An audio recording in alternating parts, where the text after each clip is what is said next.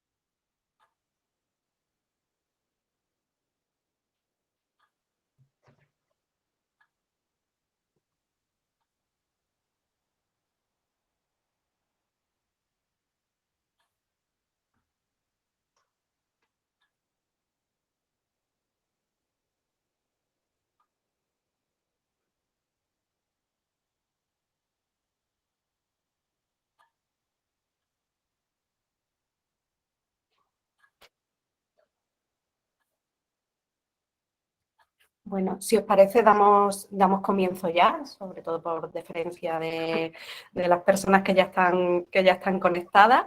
Bueno, antes que nada comunico que la sesión va a ser grabada. Si alguno tiene algún inconveniente, bueno, que esté informado. Muy buenos días a todos, muchísimas gracias y bienvenidos a este webinar sobre el futuro de España y el emprendimiento de hoy. CEAGE, como sabéis, participa en la campaña de la Fundación por el Avance de la Libertad, una campaña denominada Joven y Emprendedor, muy pertinente en esta situación actual del emprendimiento en España. Para ello, antes de pasar a una mesa de debate que tendremos posteriormente, me gustaría presentar a Federico López, director ejecutivo de Fundalit, para que pueda además informarnos más de las líneas de trabajo y de esta campaña Joven y Emprendedor de la que vamos a tratar hoy. Buenos días, Federico. Buenos días. Perfecto, muchas gracias, Celina. Pues si os parece, voy a compartir un PowerPoint. Disculpadme, no conozco muy bien cuál es el público que nos acompaña hoy, así que perdonadme si en algún momento doy información que ya conocéis todos, pero bueno. Buenos días a todos y gracias por acompañarnos esta mañana. Gracias también a CEAGE por organizar este evento online y colaborar en la difusión de la campaña Joven y Emprendedor. Yo soy Federico López, director ejecutivo de la Fundación para el Avance de la Libertad, un think tank que desde el año 2015 trabaja por la difusión de las ideas de la libertad económica y civil. A fin de desarrollar esta labor, la Fundación ha publicado varias decenas de estudios e índices, entre otras iniciativas. En esta ocasión, con la campaña Joven y Emprendedor, hemos querido poner el foco en las trabas al emprendimiento juvenil, pues aunque dichas trabas formalmente afectan a todos por igual, vemos que en la práctica se ceban con los más vulnerables. ¿Y qué grupo más vulnerable cuando hablamos de mercado laboral, en este caso de emprendimiento, de trabajo por cuenta propia, que los jóvenes? Ganadora del Premio Mundial Shark Tank, Tanque de Tiburones, en el año 2019, la campaña tiene como piedra angular el estudio Las trabas al emprendimiento juvenil, que podéis encontrar en nuestra página web fundalit.org. ¿Cuáles son los principales objetivos de esta campaña? Pues llamar la atención de la sociedad civil, especialmente de los jóvenes, para que sepan que aparte de las trabas naturales que conlleva emprender, hay otras trabas artificiales con las que no deberían lidiar. Que sean conscientes de ellas y que sepan a quién tienen que hacer responsables y dónde tienen que exigir estas reformas. Este objetivo lo trabajamos a través de campañas en redes sociales y manteniendo estrecha comunicación con organizaciones juveniles como Students for Liberty, Somos Libres y de jóvenes empresarios como la propia Confederación Española de Asociaciones de Jóvenes Empresarios que nos acoge hoy aquí. El segundo objetivo, ¿cuál es? Pues consiste en plantear propuestas viables y escalonadas a los policymakers. Así ya nos hemos reunido con las administraciones madrileña, canaria, castellano-manchega, que aunque es verdad que no son competentes en trabas al emprendimiento juvenil, sobre todo en materia de seguridad social o no tienen grandes competencias en materia tributaria, es verdad que tienen la capacidad de presionar al gobierno central y de generar contrapesos, como por ejemplo la ampliación mediante abono de la tarifa plana de la cuota de autónomos durante un año más que se da en la Comunidad de Madrid. Bien, empecemos desde el principio. Para comprender la situación que enfrentan los jóvenes emprendedores en España, necesitamos partir del hecho de que nuestro país lleva décadas presentando algunos de los peores resultados en materia de empleo juvenil del mundo desarrollado. Así, los datos de la OCDE de marzo de 2022, que entiende como joven a las personas entre 15 y 24 años, vemos que España sube nuevamente al podio, tristemente, con un 29,75% de desempleo, muy cerquita a Grecia, con un 31,2%, y por suerte, por desgracia para los costarricenses, pues estamos a 12 puntos de Costa Rica, que ocupa el primer puesto de la OCDE en desempleo juvenil. Bien, no vayáis a creer que estos datos son producto de un especial efecto de la crisis sanitaria o económica, o que nuestros jóvenes prefieren trabajar en verano porque en España hay turismo, se acaba la universidad y bueno, todos van a trabajar en verano y a sacarse su dinero. Pues no, si vamos a los datos de 2019, el último año prepandemia, los de marzo, encontramos que también había un desempleo juvenil del 34,3%, incluso era superior al que tenemos actualmente. 2019, mes de agosto, mes turístico por excelencia, 31, es verdad que bajó un poquito, pero es del 31,7%, así que vemos que es un problema totalmente estructural. Para que os hagáis una idea de lo devastador de estos resultados, el país de la OCDE con el desempleo, con la tasa de desempleo juvenil más baja es Japón, con un 3,8%. El que la tiene más baja de la Unión Europea es Alemania, con un 5,6%, y vemos que la media de la OCDE es de 11,15%, 18,6 puntos por debajo de España. Bien, antes de ir con las causas de este desempleo juvenil, vamos a ver cuáles son algunas de las principales consecuencias. Entre otras, la escasez de desempleo impide o atrasa el desarrollo de los planes profesionales y vitales de los jóvenes. El empleo juvenil y los bajos salarios son los principales factores por los que los jóvenes españoles tardan en independizarse más años que sus homólogos europeos.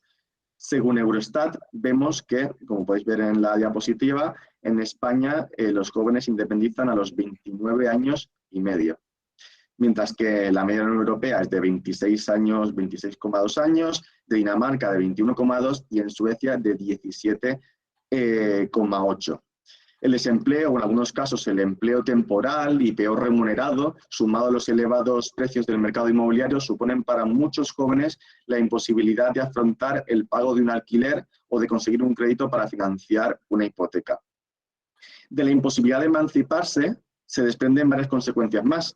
La primera es que los jóvenes desempleados necesariamente deben ser mantenidos por su familia, mermando la capacidad de gasto y de ahorro de esta. La segunda es que al no poder emanciparse difícilmente pueden formar una familia. Esto es especialmente grave dados los problemas de sostenibilidad del Estado y particularmente del sistema público de pensiones. Como ya sabemos, el número de personas trabajando, produciendo y cotizando y pagando impuestos para mantener el sistema en relación con el número de pensionistas y empleados públicos es cada vez menor. Debido a esto, la Seguridad Social incurre en déficits cada vez mayores para hacer frente a las promesas de pago contraídas con los trabajadores ahora retirados. Esto hace complicado poder plantear reformas más ambiciosas en materia de jubilación, como la introducción de un pilar de pensiones capitalizadas, es decir, de ahorro individualizado como en los países nórdicos.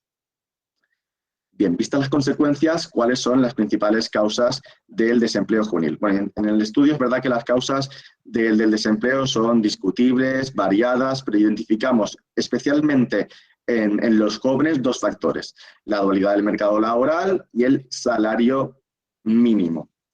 Ante este panorama, el autoempleo podría ser una alternativa para muchos jóvenes que buscan trabajar y generar ingresos dada la mala situación del mercado de trabajo por cuenta ajena. Sin embargo, encuentran también grandes obstáculos a la hora de trabajar por cuenta propia y desarrollar sus proyectos empresariales.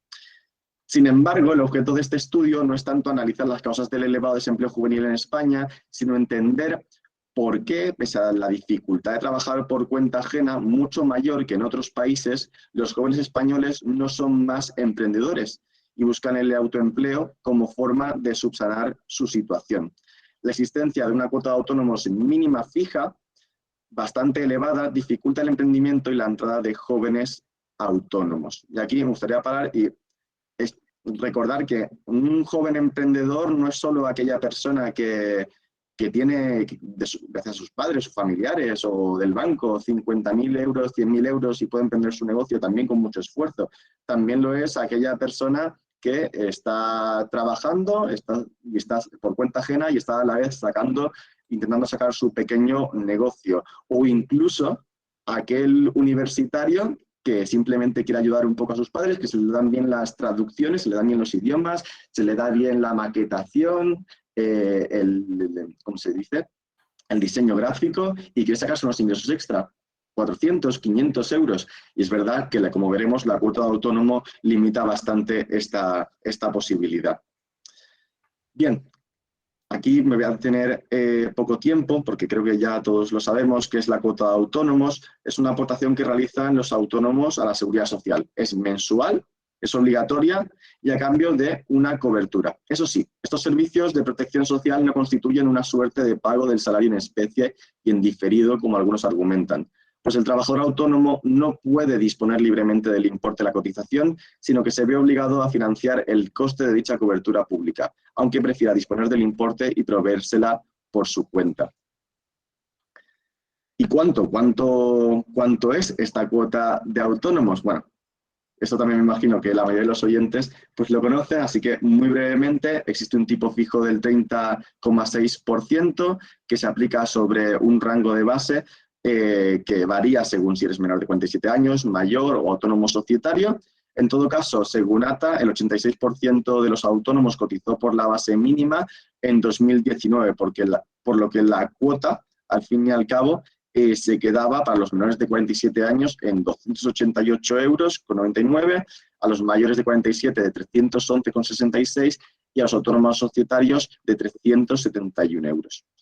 Es verdad que existe una excepción para los 2 primeros años, una tarifa plana de 60 € durante el primer año, de 144 para los siguientes 6 meses y de 198 a partir de los últimos 6 meses de estos 2 años. A partir de ese momento ya se empezaría a cotizar por la base, como mínimo, por la base mínima. Y aquí sí que viene una información muy relevante, que es la comparación con otros países. Ya hemos visto cuánto se paga en España por la cuota de autónomos, pero es que lo importante es compararnos con otros países, sabiendo además que tenemos una tasa de desempleo juvenil tan elevada, porque quizá estos países, como hemos visto Alemania, que su tasa era de 5,8, pues se podrían permitir tener unas cotizaciones sociales más elevadas, pero la cuestión es que España tiene problemas, tiene trabas al trabajo por cuenta ajena, trabas al trabajo por cuenta propia y un desempleo juvenil elevadísimo. Vamos con el ejemplo de Alemania. En Alemania se está exento por debajo de los 1.700 €, no hay cuota de autónomos, por debajo de los 1.700 € de ingresos mensuales. A partir de los 1.700 la cuota sigue siendo inferior, de 140 €, aunque se puede elegir entre seguridad social y servicios privados. En Austria no existe cuota de autónomos, pero sí que hay una obligación de contratar un seguro médico. En países como Bélgica, Francia, Italia y Portugal, la cotización social supone un porcentaje de los ingresos obtenidos. Pero existen algunas excepciones. Por ejemplo, en Francia los autónomos no pagan durante su primer año de actividad. ¿Cuáles son los países más parecidos a no tener un sistema más similar al nuestro? Pues Países Bajos, Grecia y Reino Unido, que tienen un sistema de cuota fija. Pero es verdad que las cantidades suelen ser muy inferiores a las cobradas en España. Así, por ejemplo, en los Países Bajos la cuota es de 50 € mensuales, más un seguro médico que ronda aproximadamente los 100 €. En Grecia serían 50 € más una parte variable. Para aquellos ingresos menores a 10.000 € se le aplicaría un 9% y aquellas entre los 10.000 y los 20.000 un 22%. Sigue siendo inferior al 30,6% que se aplica en España. En Reino Unido, los ingresos la cuota de autónomos para los ingresos menores de 600 € es de 14 €, lo que favorece muchísimo este emprendedor que comentábamos antes, emprendedor universitario, ¿no? Que quiere, o no solo universitario, sino también aquel que quiere trabajar por cuenta ajena, que es mileurista y quiere complementar su sueldo con 400, 500 €. El resto pagan 58 €. Es verdad que hay que añadir un seguro médico que para los que tienen ingresos menores de 8.400 € es de 3,77 € al día, 113 € al mes, y el resto se le aplicaría un 9% sobre el total de ingresos. Bien, es verdad que la cuota de autónomos en España es alta, pero también hay que reconocerles que la cobertura social es muy elevada. Se cubre pensión por jubilación, baja por enfermedad, ayudas por paternidad, cese de actividad, pero es intuitivo y a la vez contrastable con la realidad de nuestros centros médicos pensar que por norma general los jóvenes son los que menos se benefician de esta cobertura. Además, existe un alto grado de incertidumbre sobre si recibirán pensión por jubilación en el futuro y cuál será su cuantía. Pero aún así se ven obligados a aportar al sistema en vez de poder ahorrar por cuenta propia.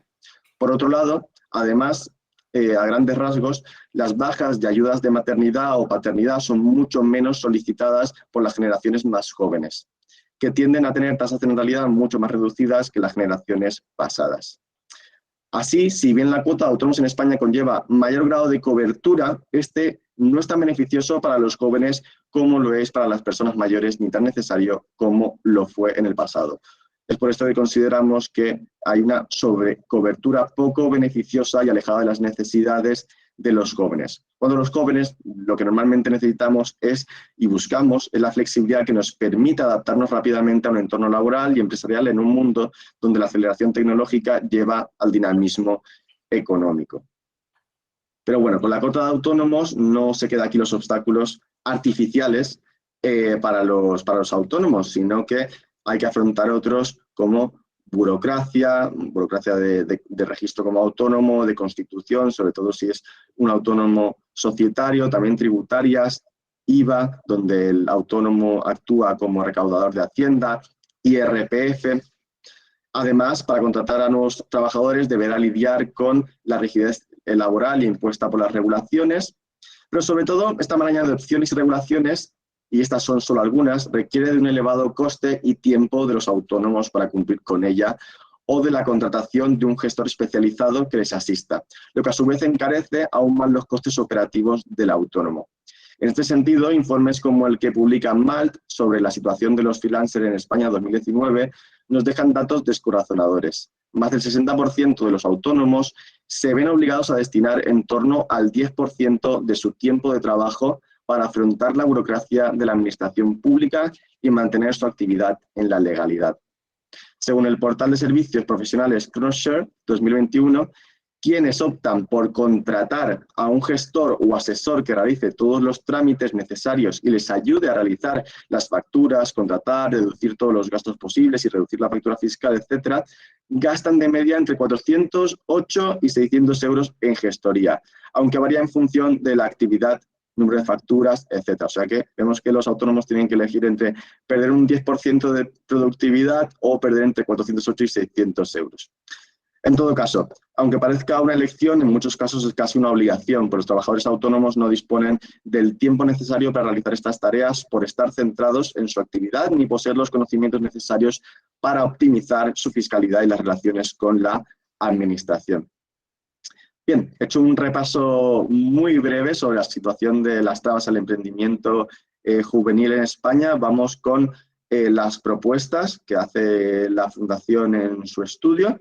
En primer lugar, si mantenemos un sistema de cuota fija, desde la Fundación proponemos una cuota cero durante los años pérdidas. El pago de la cuota debería suprimirse durante los años en los que el autónomo o la pyme demuestren no haber generado suficientes ingresos para cubrir los costes. En segundo lugar, proponemos una cuota de autónomos cero durante el primer año como mínimo, porque sabemos que un negocio se consolide puede llevar entre 3 y 5 años, pero qué menos que un año pues, para al menos estabilizarse y conocer bien el negocio, estabilizarlo, etc.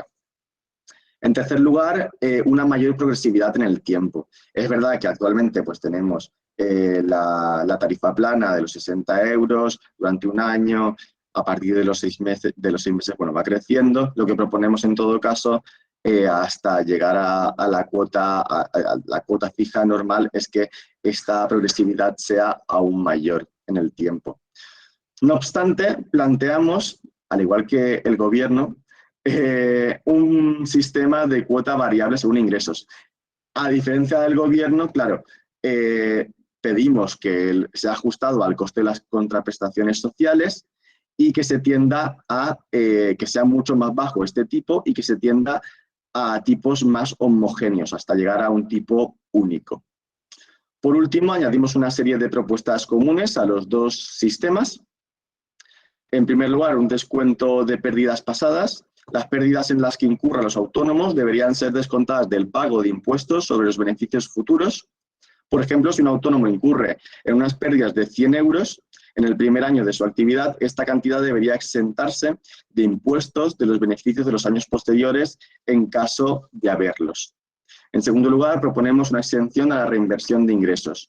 Aquellos ingresos destinados a la reinversión deberían ser exentos del pago de impuestos y, por tanto, retirarse del cálculo de la cotización a pagar. En tercer lugar, igualdad de cotizaciones de los autónomos corrientes y los autónomos societarios, en caso de seguir existiendo, y eliminación paulatina de esta obligación. En cuarto lugar, y para mí la más importante, la posibilidad de reducir la cuota a cambio de una menor cobertura de la seguridad social. Además, es urgente una simplificación del sistema tributario de los trabajadores autónomos con urgencia, al margen de la necesidad de reformas para facilitar y aliviar el laberinto tributario general español, una de las grandes asignaturas pendientes que desde Bruselas se nos viene reclamando desde hace años. Bueno, y hasta aquí la breve presentación y ya doy paso a la mesa redonda, donde estará Miriam Gómez, Celina Pérez y Roxana Nicula, tratando estos temas y más. Y bueno, yo les planteo un par de cuestiones, a ver si las quieren responder. ¿Cómo veis el futuro de del emprendimiento juvenil en general en España? Ya hemos visto un poquito el presente, cuál es el futuro. ¿Qué os parece como parte de este futuro las propuestas que está haciendo actualmente el gobierno y el ministro Escrivá? ¿Y qué se puede y debe hacer al margen de las propuestas que planteamos desde el estudio? ¿Qué otras propuestas se podrían plantear? Os dejo la palabra. Muy bien, pues muchísimas gracias, Federico. Excelente exposición y resumen, porque podríamos tratar muchísimos más temas, resumen de la situación y de las principales trabas, los principales obstáculos de los jóvenes emprendedores. Ahora rescato algunos de esos temas y algunas de esas preguntas que nos has lanzado con mucho debate, algunas de ellas, pero si me permitís presento a mis compañeras en la mesa, Roxana Nicula, presidente de Fundalip, y Miriam Gómez, arquitecta, diseñadora de interiores, fundadora de Miriam Mimesis y emprendedora, sobre todo, que probablemente nos va a poder aportar esa visión en primera persona. Me permitiré también intervenir en algún momento en la mesa como secretaria de organización de CEAGE y emprendedora también. Rescato algunos de los temas que ha estado tratando Federico. Ese tercer puesto en desempleo juvenil, ese impacto que tiene en la sociedad ese desempleo respecto al poder adquisitivo, el poder económico de las familias con esa emancipación tardía, cómo impacta en las pensiones y cómo esto contrasta con las pocas facilidades que parece que se están dando desde el primer momento, simplemente ya hablando de la cuota de autónomos. Nos preguntaba Rosana, nos ha dejado Federico encima de la mesa ese debate sobre las propuestas actuales del gobierno, sobre todo en referencia a esas cuotas de autónomos, ¿verdad? En efecto, Celina, muchísimas gracias por darnos este apoyo en esta campaña tan necesaria hoy en día en nuestro país. Y yo creo que todos, sobre todo si somos emprendedores, y estará de acuerdo conmigo también Miriam, que hemos seguido muy de cerca todo este tira y afloja entre el gobierno y algunas de las entidades que representan los autónomos. Sí empezaría por decir que echo en falta todavía el que el gobierno verdaderamente dialogue con todos los actores que representan al autónomo de la calle, porque da la sensación de que como que la administración y en especial el gobierno pues está un poco de espaldas a la realidad de la calle de los emprendedores, de las empresarias, de los empresarios en España. Y es interesante que por lo menos están intentando acercar posiciones, están bajando un poco esas exigencias de mayor cuota, aunque sí bien es cierto que sigue siendo una cuota demasiado alta sobre todo si pensamos en los jóvenes y los autónomos que vienen de clases con menor recurso adquisitivo. Volvemos otra vez a ver que España se pone como un país de lujo a la hora de emprender, cuando todos sabemos que quien realmente saca adelante un país es precisamente la clase media, y la posibilidad de que muchísima gente que todavía está en el escalafón más bajo de la riqueza, pues puedan acceder a esa clase media y puedan convertirse en actores activos, ¿no?, de nuestra economía y de nuestra sociedad.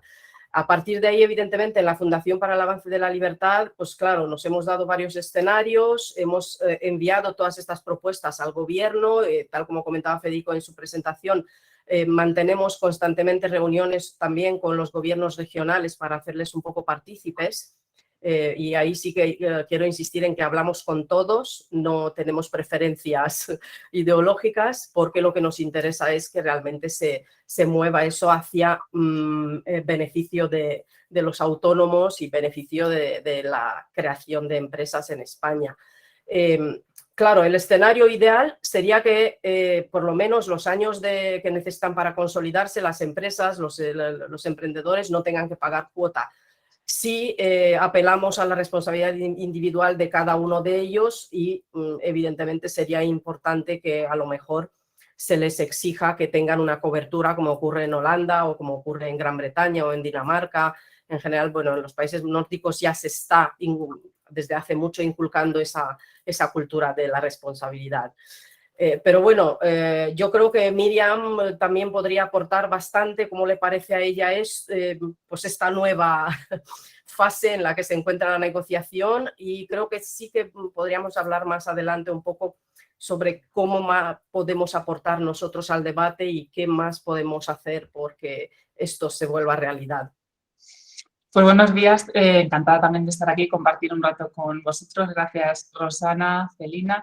Bueno, yo siempre he dicho que lo que le falta al gobierno, pero yo creo que en general a todo el mundo, es a todos ellos estar un mes o dos de autónomo, por lo menos un poquito, lo que es probar a emprender, a las trabas que te encuentras, sobre todo cuando eres joven, que quizás encima tampoco puedes aportar muchas veces experiencia profesional porque no has tenido la oportunidad, porque es verdad que otro de los problemas que tienen los jóvenes es que alguien les dé la oportunidad de empezar a trabajar, porque en casi todos los puestos de trabajo siempre se requiere experiencia.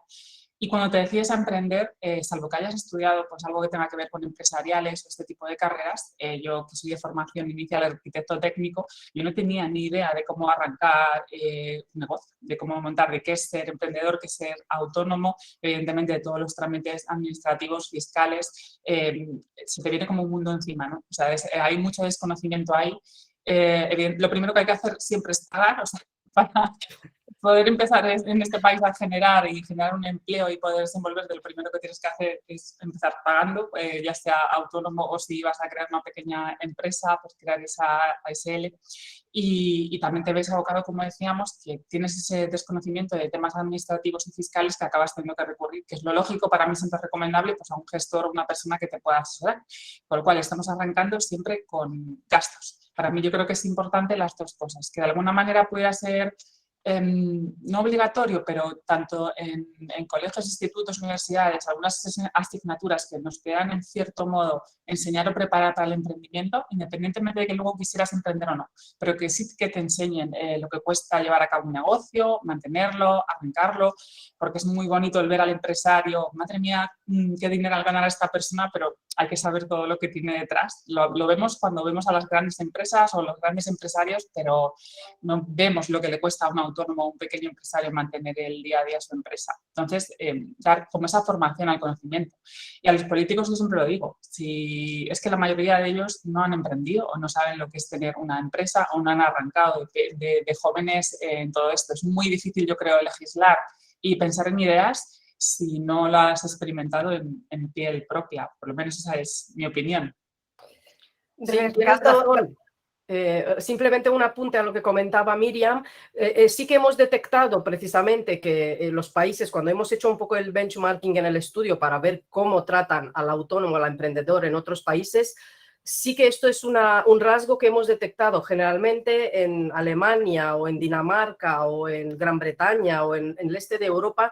Muchos de los responsables políticos vienen del sector privado generalmente y no están en la función pública de por vida, como en España. Entonces, probablemente incluso pues estén 4 años o como mucho 8, pero no dejan sus actividades privadas, sus empresas, y están en contacto constantemente con la economía real.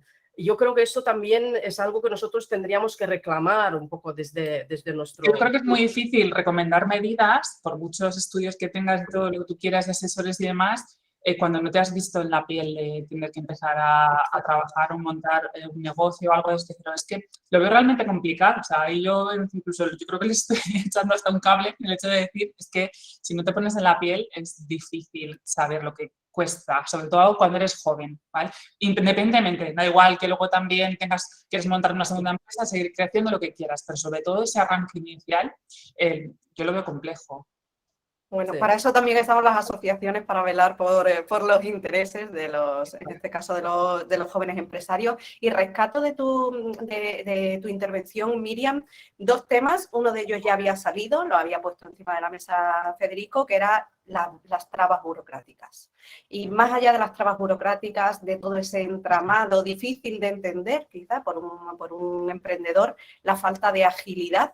Y pongo encima de la mesa otro tema, que es la falta de esa ventanilla única. Vamos a diferentes administraciones, cada administración nos informa de cuáles son los trámites, los procesos, las ayudas incluso que puede tener su administración, pero difícilmente podemos montar nosotros solos como emprendedores al inicio, si no tenemos una información y una formación para ello, ese puzzle burocrático. Y un segundo tema, también muy interesante, que no lo había puesto encima de la mesa Federico, pero es obvio y es la base, que es esa falta de educación emprendedora.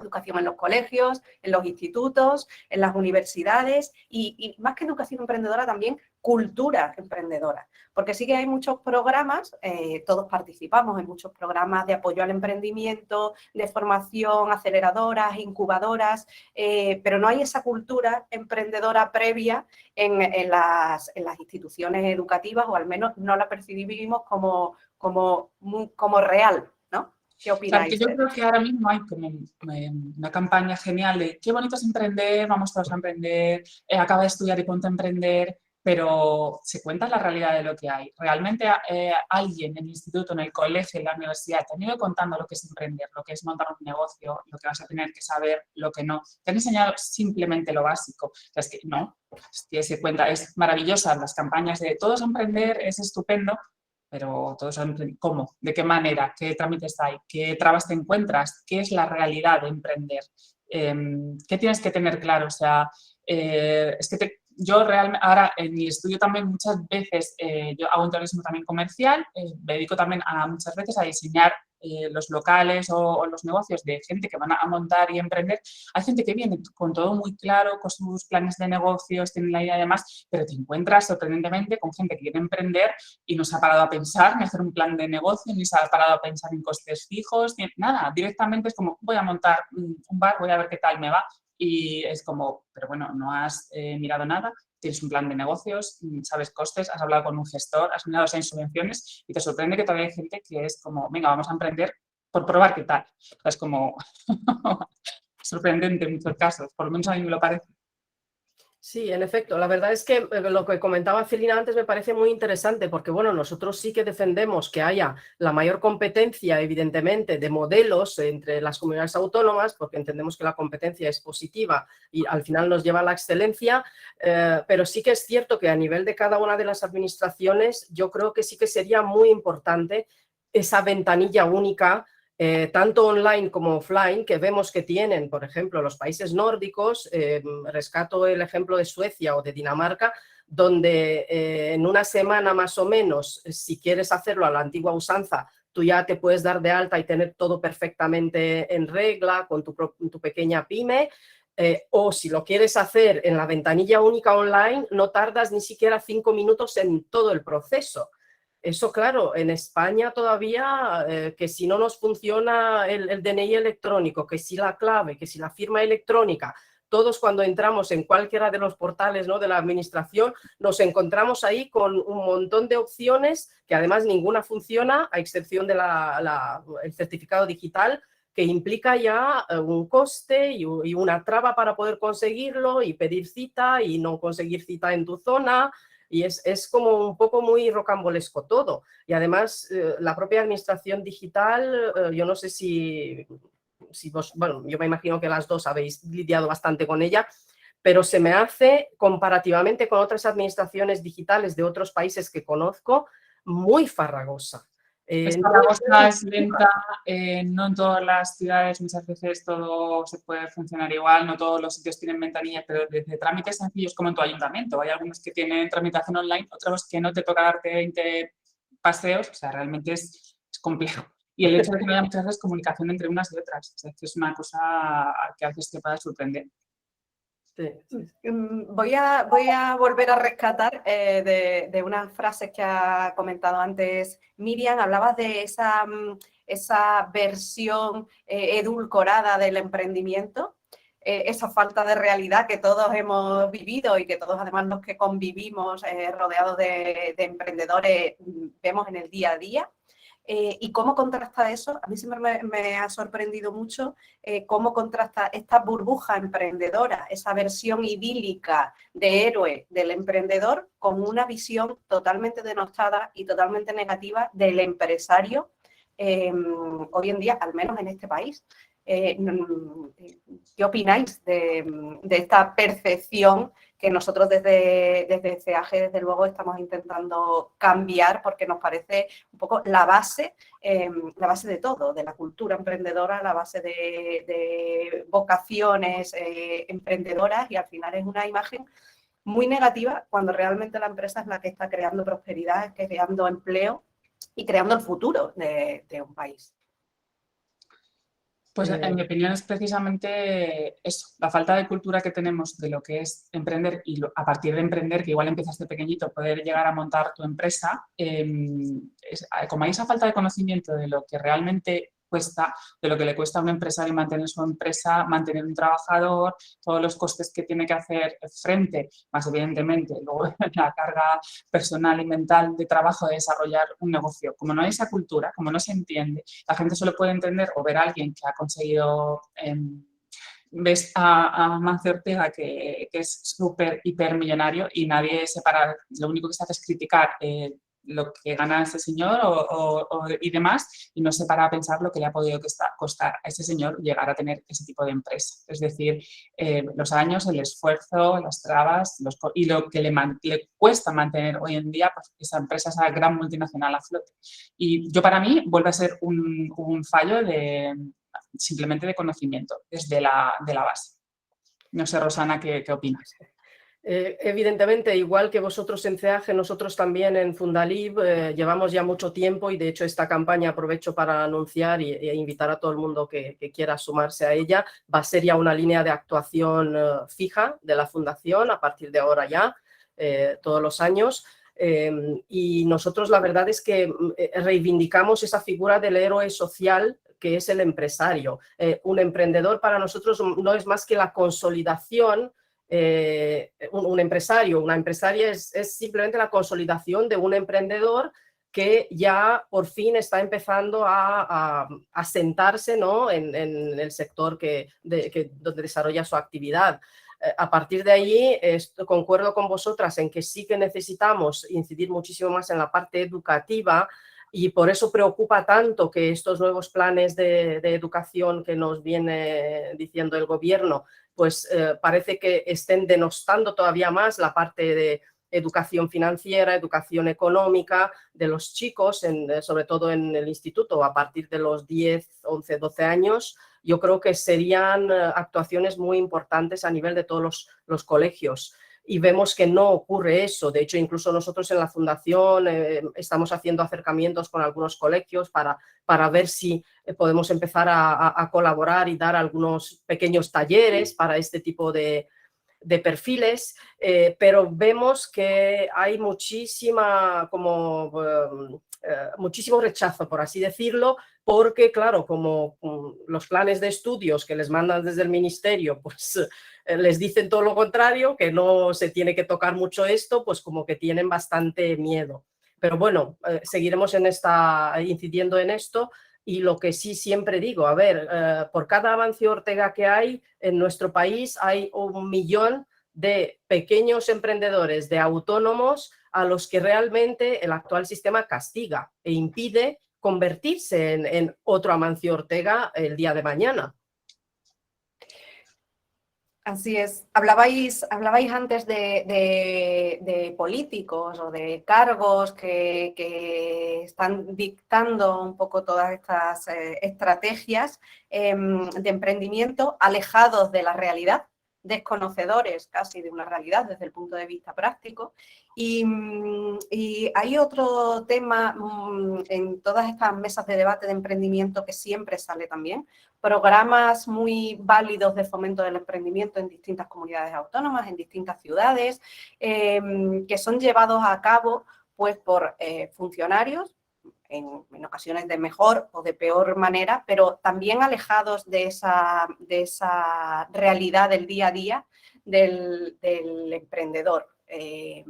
¿Qué opinión tenéis sobre todos estos programas de fomento del emprendimiento en el que no participan o no colaboran pues, colectivos de emprendedores, colectivos de apoyo al empresario, que aporten un poco de esa realidad o de esa visión más práctica? Yo lo pondría de una manera muy sencilla, a que nadie se le ocurriría irse a la consulta médica y que le parezca normal que le atienda en vez de un médico especializado en su dolencia, pues un funcionario que no tiene nada que ver, que ha estudiado carreras que no tienen nada que ver y que le intente resolver su problema. Pues lo mismo pasa con el emprendimiento. Sí que desde el Fundalib, y yo creo que ahí sí que coincidimos también plenamente con CEAGE, hay que exigir, o sea, no solamente pedir, exigir a la administración una profunda reforma en todas estas administraciones para que a la hora de lidiar con los futuros emprendedores o con los actuales emprendedores o empresarios, empresarias, pongan a alguien que verdaderamente venga de haber emprendido y que esté dispuesto, pues eso, a tener un contrato de colaboración con la administración para que asesore y para que un poco oriente a los nuevos emprendedores. Pues yo un poco igual que Rosana, es que si no utilizas realmente para esos programas que lo que estás buscando es fomentar gente que realmente pueda contar sus experiencias porque emprende o tiene una empresa, quedará muy bonito sobre el papel y con todos mis respetos al funcionario que esté llevando a cabo el programa, pero ¿qué puede contar una persona que no ha emprendido o que no tiene una empresa, que puede aportar al margen de lo que puedas estudiar sobre el papel? Pero yo creo que realmente, por mi experiencia también, tanto en AGE o cuando participamos en foros y charlas, lo que más enriquece a los jóvenes o a la gente que viene es oír las experiencias de personas que han emprendido, que tienen una empresa. Es que yo creo que al final es un poco lo que más conecta contigo, que cuentes tu historia. Y luego sí que me gustaría rescatar un poco la idea de, estamos viendo ahora que tras la pandemia, los famosos fondos Next Generation de la Unión Europea, yo creo que es una buena oportunidad para que los responsables públicos aprovechen y hagan esos cambios estructurales que necesitamos en el ámbito de la empresa, del emprendimiento y permitir que ya no estemos en tan mala situación.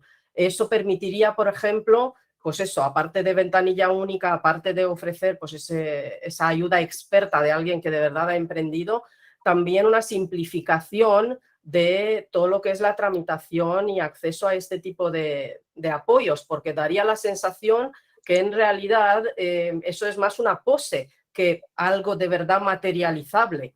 Yo he hablado con muchísima gente que han intentado aplicar a diferentes tipos de ayudas y muchos de ellos coinciden en decirme es que parece que tiene que haber una alineación planetaria para que realmente pueda que mi proyecto acceda a algo dentro de eso o de fondos anteriores. Yo no sé cuál ha sido tu experiencia, Miriam, si has estado ya pues un poco... Yo es que en su momento, de verdad lo digo así, renuncié a pedir ningún tipo de ayuda, porque si pedías algo tienes que esperar para poder empezar el negocio, no gastar, no hacer nada, tal, unos trámites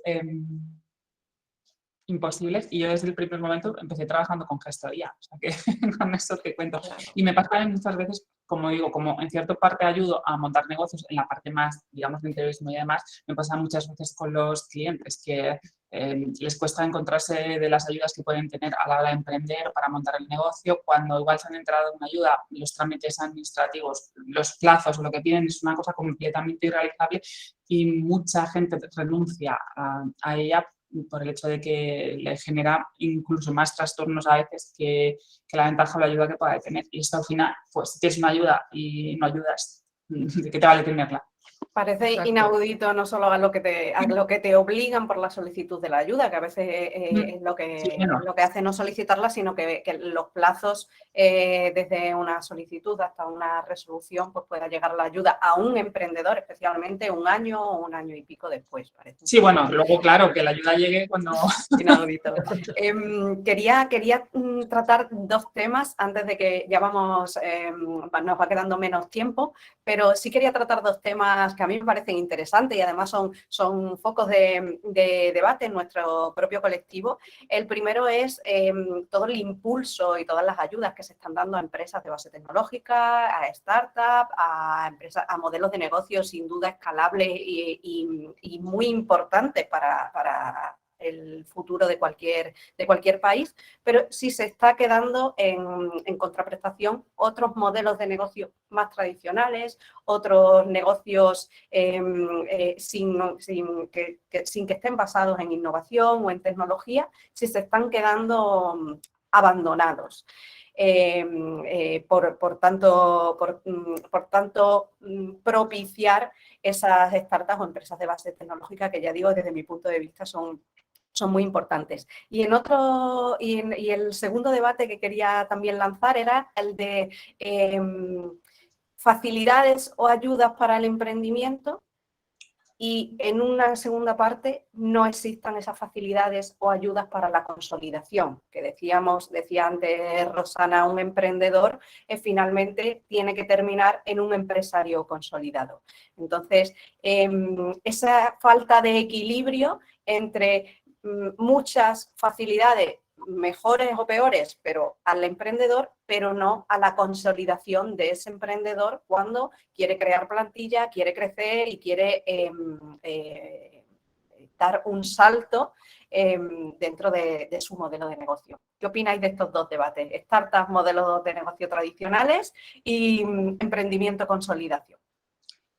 Yo el primer tema al final lo que te voy a decir es que está genial, evidentemente las tecnológicas son del futuro, pero que se está perdiendo mucho el pequeño negocio, el pequeño comercio, las empresas locales y porque cada vez, claro, también está atendiendo todo más a los modelos más digitales, más online y a este tipo de negocios o empresas cada vez les cuesta más encontrar su sitio y, claro, se encuentran completamente sin falta de apoyo.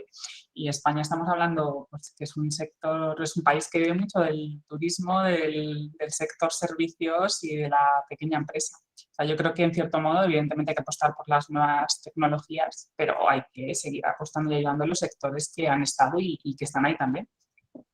Desde mi punto de vista, respondiendo un poco a la primera pregunta que planteas, Celina, la clave aquí es el mix que queremos hacer como economía.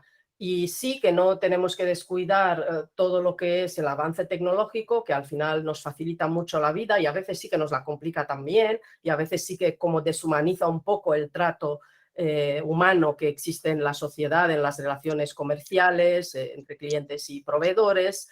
Yo creo que todos hemos sufrido algún tipo de bache con las tecnologías, ¿no? y con las empresas, pero sí que me gustaría rescatar un poco la idea de qué hacemos, por ejemplo, con las empresas familiares, que son bastante castigadas en materia de burocracia, en materia impositiva, sobre todo a la hora de hacer la transición a las nuevas generaciones. Estamos viendo, hay muchísimos casos de empresas que por culpa de estas burocracias, del exceso impositivo que se les aplica y de cómo se calcula, no sobreviven a la siguiente generación.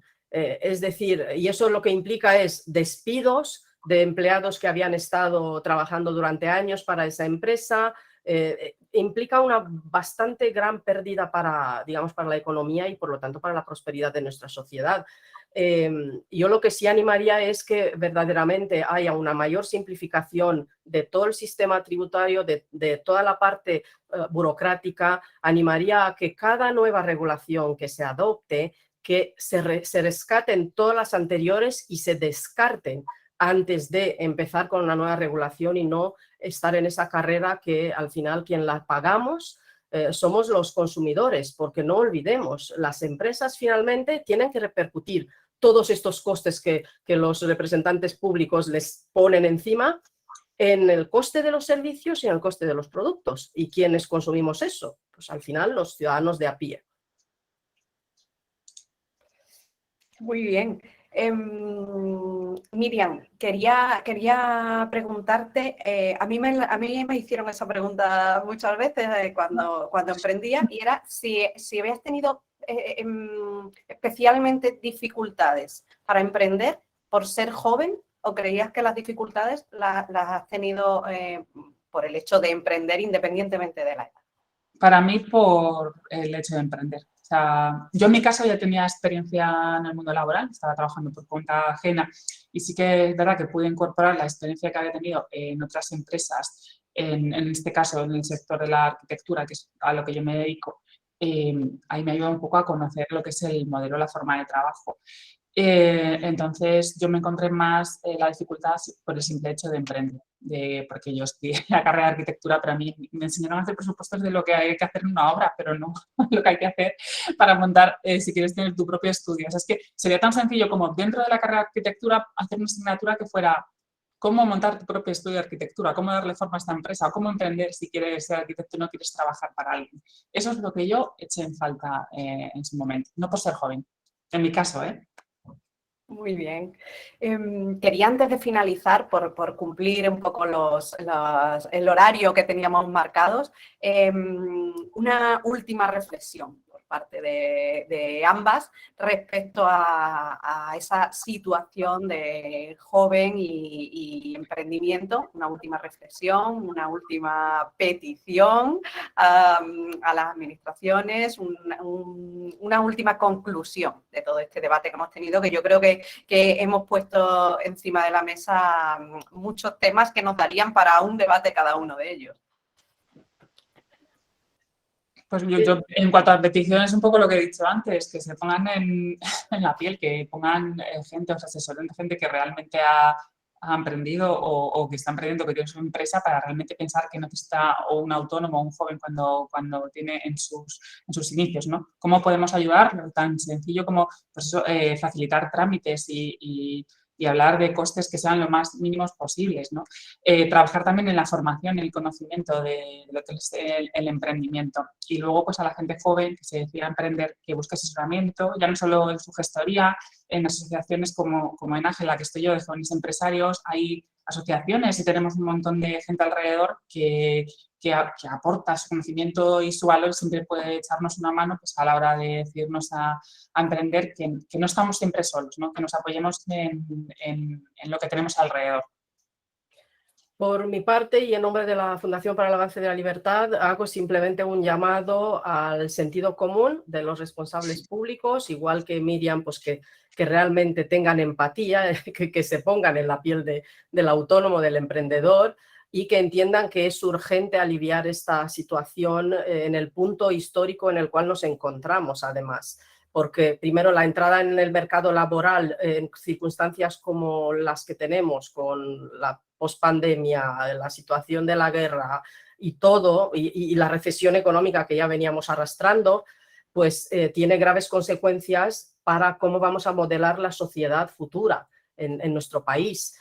A partir de ahí tenemos que entender, y la administración tiene que entender, que los modelos de negocios y los sectores empresariales enteros se están reestructurando a raíz de toda esta situación, surgen otros nuevos, bien es cierto, aparecen miles de oportunidades, pero para que puedan seguir apareciendo miles de oportunidades y que no expulsemos la fuga de cerebros hacia otros mercados que son menos lesivos con el emprendimiento, necesitamos esas reformas estructurales que nosotros ponemos de de manifiesto en este estudio y en la campaña de Joven y Emprendedor que llevamos ya desde hace 2 años.